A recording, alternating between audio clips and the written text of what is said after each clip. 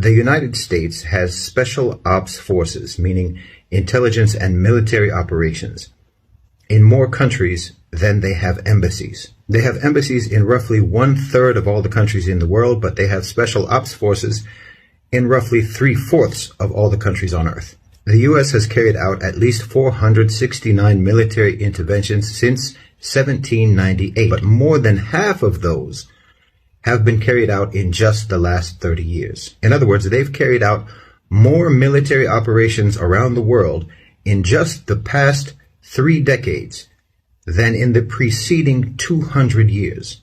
If you combine the total spending of the top 10 military budgets in the world, the countries that spend the most on their militaries, if you combine that total, it still won't equal what the United States spends on their military. Now, these 250 or so military interventions since 1991 have been primarily carried out for economic reasons, to control resources, access to markets, to control markets, and so on. The use of the American military has been disproportionately for the sake of business. It has not been ideological, it has not been nationalistic, it has not been religious, and it has not been to spread democracy. The U.S. military does not enter a country except that it is either following or followed by businessmen. Now, I'm saying all of this to explain that whenever we talk about the U.S.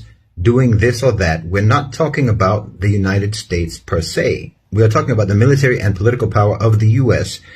being mobilized or being used to promote or secure or protect the interests of a financial elite who may or may not be American, but who are themselves not loyal to the U.S. This has to be understood. Whenever people start talking about the world moving from being a unipolar world to a multipolar world, because you're simply mistaken if you believe that the United States of America is in and of itself the unipolar power in global affairs.